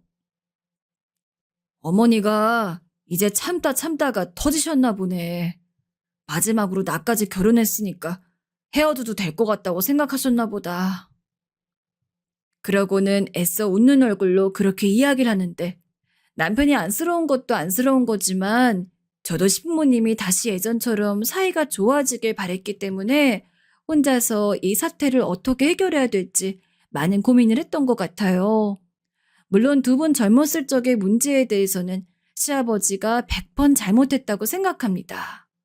그래도 제가 보기에는 시어머니도 시아버지가 바람을 핀 것 자체가 속상하고 서러웠을 수도 있겠지만 그것보다도 시아버지가 제대로 된 사과조차 안 했다는 게 더욱더 마음의 응어리로 남았다고 생각하거든요.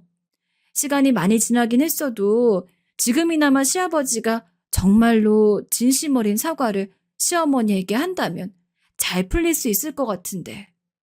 그러다가 문득 동서될 생각은 어떨까 싶어서 평소 유독 친하게 지냈던 셋째 동서에게 전화를 걸었죠. 이번에 어머님이랑 아버님 이혼하신다는 거 동서는 어떻게 생각해? 난 솔직한 심정으로 두 분이 이혼 안 하셨으면 좋겠거든. 저도 그래요, 형님. 혹시 무슨 좋은 방법이라도 없을까요? 어머님이 아버님한테 쌓이신 지난 일만 어떻게 잘 풀리면 두 분이 화해할 수 있을 것 같은데. 당장 얼마 뒤면 두 분의 이혼이 진짜로 이뤄지는 거였기 때문에 저희는 최대한 빠르게 아이디어를 내야 했습니다. 그러면서 서로 이야기를 나누다 보니 역시나 시아버지가 과거에 시어머니에게 잘못한 사실이 나오더라고요. 저나 동서나 같은 생각이었습니다. 일단 그 사건에 대해서 시어머니가 가지고 있는 앙금이 풀려야 이혼도 없던 일이 될 거라는 것을요. 그러면 결국 시아버지가 본인 잘못에 대해 제대로 시어머니에게 사과하는 수밖에 없었죠. 이거는 제가 또 한 번 생각을 해본 건데 일단 아버님이 어머님한테 사과를 하는 것도 좋지만 그것 말고도 뭐랄까? 부모로서 감성을 자극할 만한 이벤트가 있으면 좋을 것 같아요. 어머님은 아버님이 아내이시긴 하지만 동시에 내 자식들의 어머니이기도 하시니까 자식들이 쓴 편지를 받는다면 그것 때문에라도 조금 마음이 흔들리지 않을까요? 확실히 동서가 어려서 생각이 자유롭기도 하고 아이디어가 좋아서 그런지 동서 이야기를 듣자마자 딱 그거다란 느낌이 들었습니다. 동서, 좋은 아이디어인데? 그럼 동서는 이벤트를 준비하고 시아버지 설득하는 일은 내가 할게. 괜찮으시겠어요, 형님? 사실 지금껏 결혼하고 나서 시아버지와 단둘이 밖에 나갔던 적은 한 번도 없었습니다. 너무 어색하고 손발이 오글거렸지만 그래도 목표로 하는 것이 있었기에 최대한 어색하지 않은 척 준비를 끝마치고 시아버지에게 연락을 드렸어요. 아버님, 저랑 오붓하게 데이트나 할까요? 데이트? 우리 둘이서 말이냐? 시아버지도 제가 이런 요구를 할 성격이 아니라는 걸 아는지 나와 계시면서도 얼떨떨한 표정이시더라고요.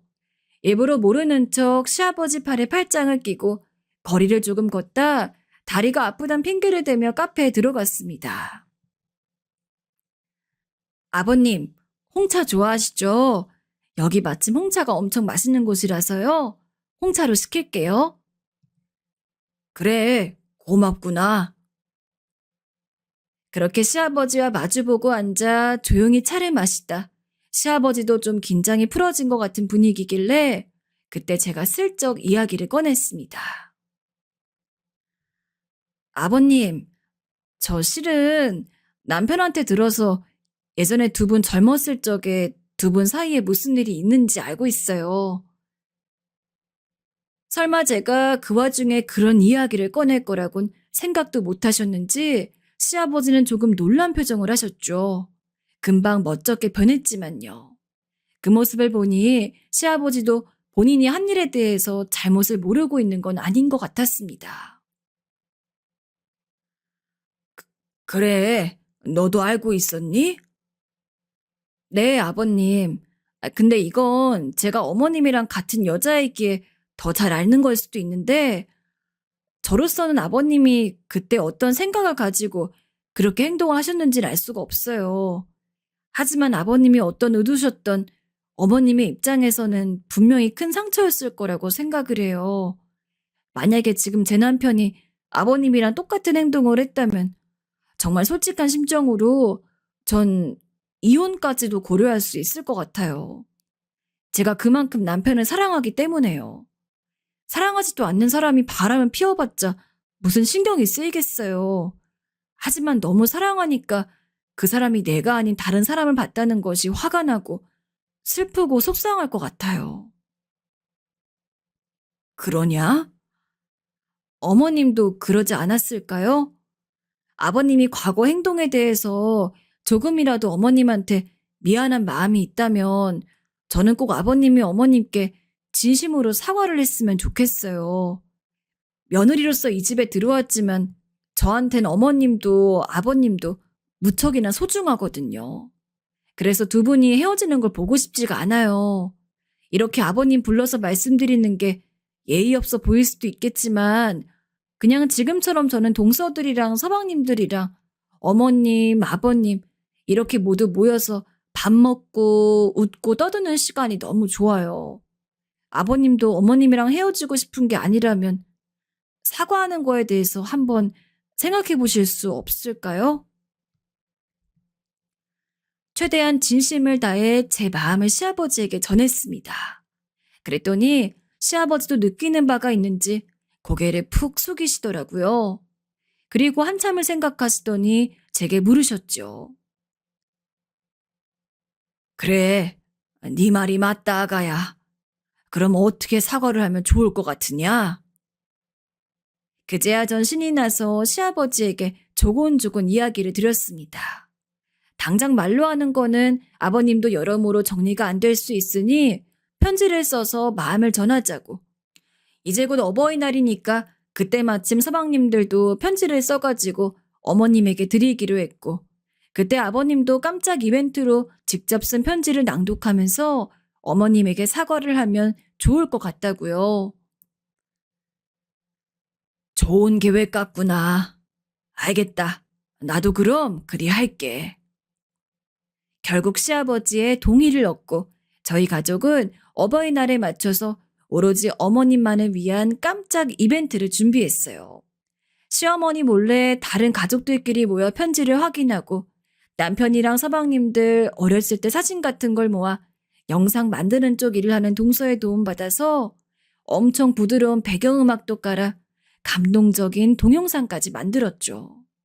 그리고 마지막에는 시부모님의 결혼 사진까지 클라이막스로 넣어두었습니다. 그런데 왜 일이 되려고 하면 안 되는 걸까요? 시련과 고난은 왜 항상 성공 직전에 등장하는 걸까요? 저희의 계획을 실행하기도 전 일이 터진 겁니다. 갑자기 시아버지께서 연락이 오셔선 아가야, 미안하지만 난 못하겠다. 라고 말씀하신 거예요. 아버님, 무슨 일이세요? 갑자기요? 어, 내가 사과한다 해도 이 사람이 바뀔 것 같지 않고 우리 사이가 달라질 것 같지도 않어. 그냥 원래 각자 가려던 길 가는 게 맞는 것 같다.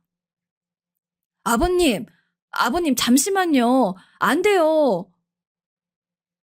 하지만 제가 안 된다 해봤자 전화기는 이미 끊어진 후였죠. 아니 이럴 수가. 아버님이 이렇게 나오시면 애써 준비한 것들은 다 뭐가 되나요? 남편과 저는 물론이고 준비하던 사람들 모두 불이 확 죽어버렸습니다. 아휴, 아니 아버님께서 갑자기 왜 그러시는 거래? 또 싸움이라도 벌이신 건가? 아니 이대로만 하면 어머님 마음 그래도 풀릴 수 있었는데 이제 어떻게 해? 다들 대책회의 겸 저희 집에 모여 있었는데 초상집 분위기였어요. 저녁을 먹겠다고 시키긴 했는데 먹는 둥 마는 둥 입에 뭐가 들어가는지도 몰랐죠. 그런데 그때 서방님이 자기가 한번 알아보고 오겠다고 하더니 잠시 밖으로 나가더라고요. 그리고 얼마 뒤 서방님이 돌아오시기만을 기다리며 있었는데 초인종 소리가 들렸습니다. 밖으로 나가보니 아버님이 서방님과 함께 멋쩍은 얼굴로 서 계시더라고요. 아버님? 그래, 어떻게 된 거냐면 말이다. 아버님은 그렇게 저희를 모아놓고선 이야기를 들려주셨습니다. 아니 내가 말이야, 이 여편 내가 오늘 밥을 안 차려놨길래 대신 부엌에 들어갔다. 솔직히 같이 살게 될 날도 얼마 안 남았는데 밥까지 안 차려놨으니 화가 났지. 그래도 내가 잘못한 게 더 크니 나라도 밥을 차려주려고 들어갔어. 근데 정성껏 다 차려놓았더니만 밥은 안 먹고 갑자기 어딜 간다는 거야. 근데 차림이 이상했어. 평소 안 하던 화장을 하고 옷차림도 너무 화려하고. 그래서 몰래 뒤를 따라가 봤는데 아휴, 니들한테 이걸 어찌 말해야 할지. 그 후 아버님의 이야기는 믿을 수 없었습니다. 네 어머니가 다른 남자를 만나고 있더라. 네? 너무 놀라서 전 그만 놀라다 살해에 걸렸고 남편도 서방님들도 믿을 수 없다는 듯 아버님을 쳐다보았습니다. 아버님은 한숨만 푹 쉬셨고 참담한 얼굴로 중얼거리셨어요. 자기도 믿기지 않는다고요.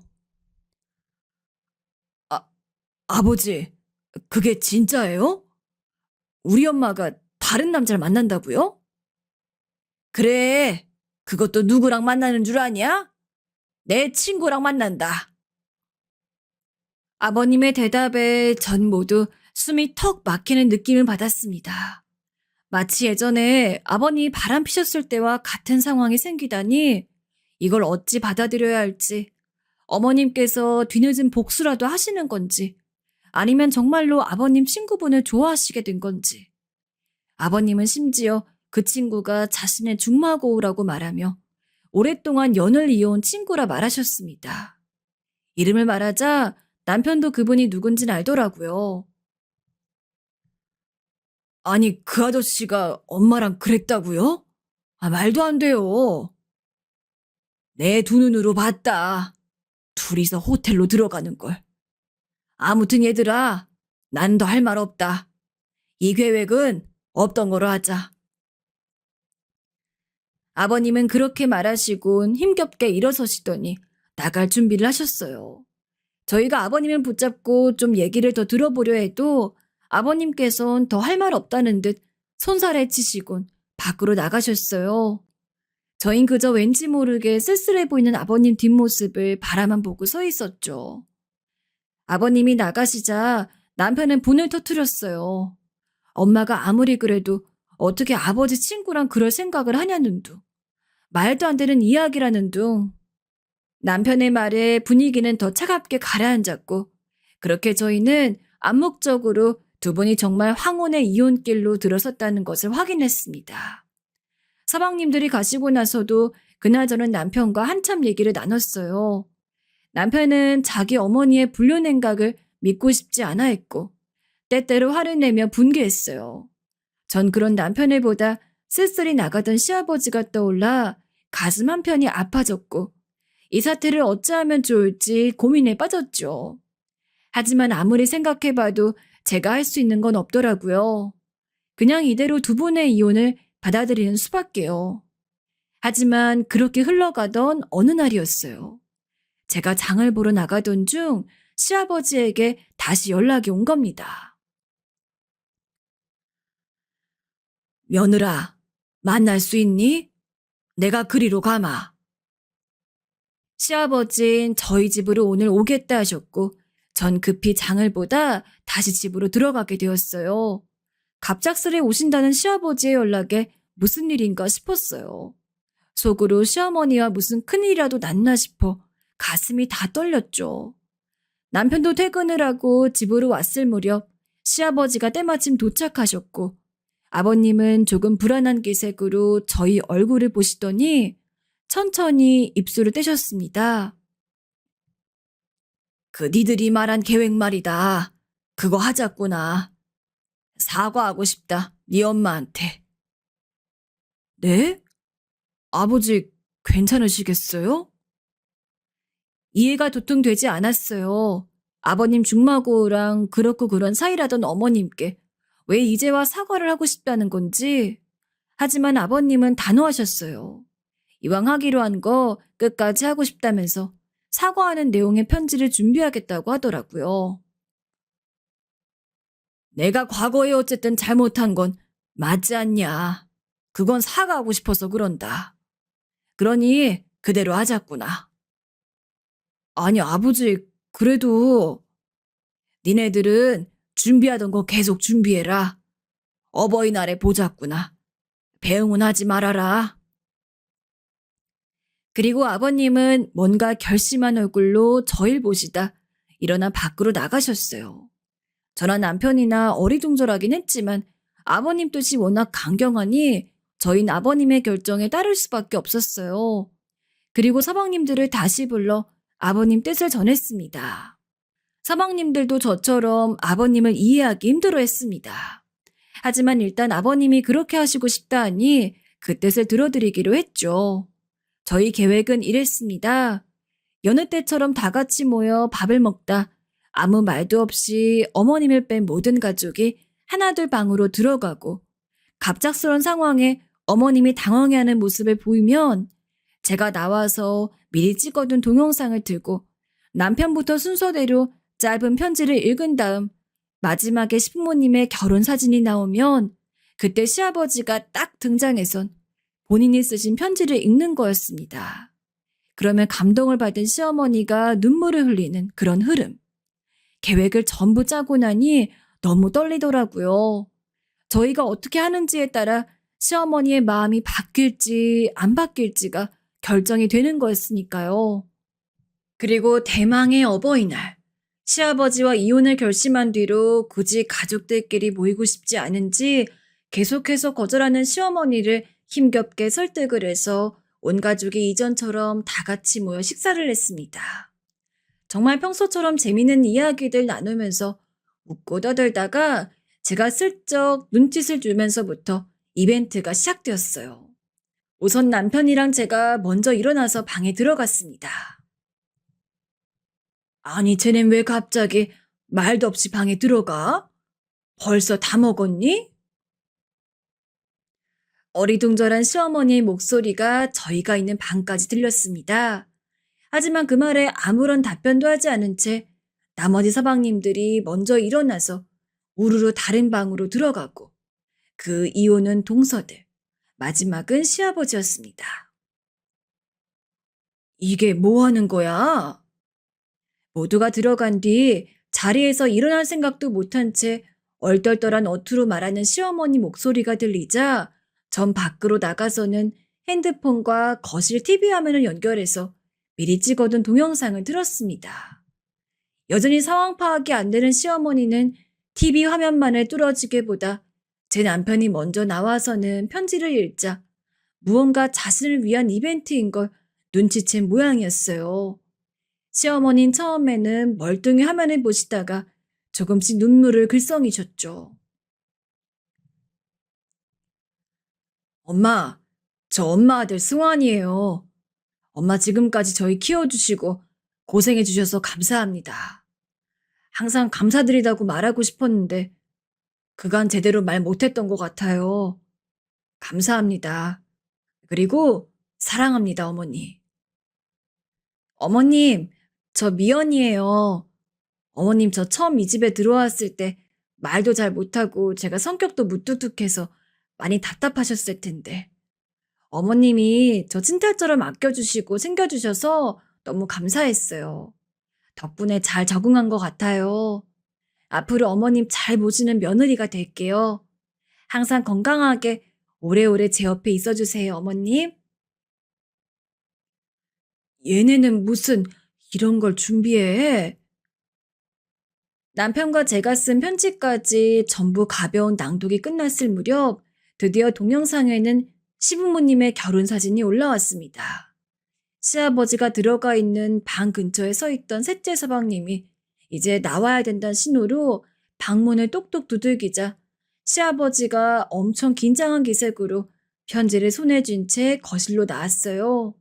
시아버지는 눈도 마주치지 못하고 떠듬떠듬 편지를 읽어나가셨습니다. 사랑하는 여보, 과거 내 잘못에 대해 한 번도 당신에게 용서를 빌지 않았던 것이 너무도 미안하오. 잘한 거 하나 없는 내가 뭐 그리 잘났다고 그렇게 뻣뻣하게 굴었는지. 당신이 이렇게 나랑 헤어지겠다고 하고 나서야 당신이 얼마나 많은 상처를 받았는지, 내가 얼마나 많이 잘못했는지 깨달을 수가 있었다오. 내가 정말 염치가 없는 놈이지만 부디 한 번만 나를 용서해 줄 순 없겠소? 당신한테 상처를 줘서 정말 미안하오. 그리고 사랑하오. 더듬더듬 떨리는 목소리로 그렇지만 진정성 가득하게 시아버지가 한자 한자 편지를 읽는데 한순간에 온 집안이 시어머니 눈물 소리로 울음바다가 됐습니다. 서방님들도 어쩐지 애틋한 얼굴로 두 분을 지켜보았고 시어머니는 자식들 편지까진 어떻게 꾸역꾸역 참으시는 것 같았는데 시아버지의 진심 어린 편지는 견딜 수가 없었는지 엉엉 우셨죠. 시어머니는 고개를 끄덕이셨어요. 그래요, 여보. 우리 다시 한번 잘해봐요. 그렇게 다행히 시아버지의 마음을 알겠는지 용서를 해주셨고 그날 두 분은 처음으로 저희들 보는 앞에서 뽀뽀까지 쭉 했습니다. 그리고 시아버지는 그제야 저희를 불러 모아 머쓱한 표정으로 어머니가 중마고우와 바람 피는 걸 보았던 그 이야기를 자세히 해주셨어요. 사실은 너일 만나 그 얘기라고 내가 중마고우를 만나 얘기를 들어봤다. 정말 내 아내랑 그렇고 그런 사이인지 말이야. 근데 모든 게 내 오해였더구나. 내가 그날 이 사람이 중마고와 함께 그 호텔로 들어가는 걸 봤는데 말이야. 알고 보니 내 친구가 지 아내한테 이벤트인지 모시길 준비한다고 호텔에서 뭘 한 모양이야. 그걸 이 사람이 도와준 거고.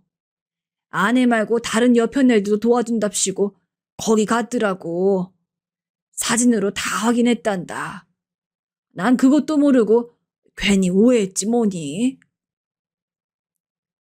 참 놀라운 반전이죠? 저흰 그 이야기를 듣자마자 그럼 그렇지 하는 눈빛으로 어머니를 쳐다보았습니다. 시어머니는 한숨을 푹 쉬며 이 사람이 자기 미행할 줄 꿈에도 몰랐다며 참으로 주책이라고 타박하셨어요. 아니, 내가 그렇다고 당신 친구랑 그런 짓을 하겠어요? 안 해요, 나는. 어, 미안해. 다 내 오해였어. 그리고 이 양반도 참, 그걸 그렇다고 애들한테 다 말하면 어째요? 잠깐이지만 애들이 날 뭐라 생각하겠어요? 시아버지는 시어머니의 구박에 다시 한번 사과를 하셨고, 시어머니는 흘끗 시아버지를 째려보셨어요. 허나 다른 때보다 훨씬 살가운 타박이셨죠. 어쩐지 이젠 시어머니가 시아버지를 놀리는 느낌이었어요. 아무튼 얘들아, 너네가 걱정하는 일은 하나도 없었단다. 그럴 줄 알았어요, 어머니. 아버지, 어쨌든 너무 다행이에요. 두 분 이제 싸우지 말고 오래오래 행복하게 사세요. 또 이혼하신다 어쩐다 하시면 그땐 저희가 두 분 못 헤어지시도록 꽁꽁 묶어놓을 거예요. 그래, 그래. 알았다.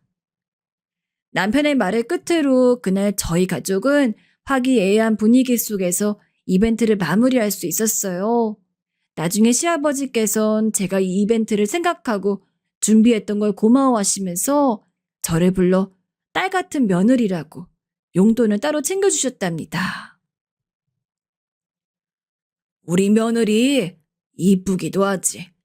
고맙구나. 고마워. 아니에요, 아버님. 요즘 별일 없으시죠? 그럼 어제 네 시어머니가 나 좋아하는 순두부찌개를 한가득 해주었단다. 백화점 데려가서 옷도 한 벌 해주고 얼마나 좋은지 몰라. 아, 정말요? 어머님 짱이신데요? 다음에 저랑도 같이 한번 가요, 아버님. 그래, 그러자꾸나. 아버님 얼굴도 어머님 얼굴도 그야말로 활짝 피셨습니다. 그 이후로 많은 시간이 지나진 않았지만 지금 두 분은 제가 그동안 봤던 그 어느 때보다도 정말 사이가 좋아 보이세요. 동네에서 자칭타칭 금술 좋은 부부가 되셨어요. 어딜 가든 두 분이 손을 꼭 잡고 다니시고 아버님이 다른 남자 보지 말라고 질투도 하시고 어머님은 팔불출이라 그러지 말라 하시고 얼마나 보기 좋은지 몰라요. 이벤트를 하기 전까지는 이게 성공할 수 있을지 걱정이 많았는데 잘 통해서 너무 다행인 것 같습니다. 무엇보다 우리 가족이 다시 한자리에 모여 오순도순 명절을 지낼 수 있어 좋습니다. 앞으로도 두 번 다시 싸우지 말고 평생 이렇게 알콩달콩 백년해로 하셨으면 좋겠어요. 저희가 언제나 그 옆에 있어 드릴게요. 사랑합니다. 어머님, 아버님.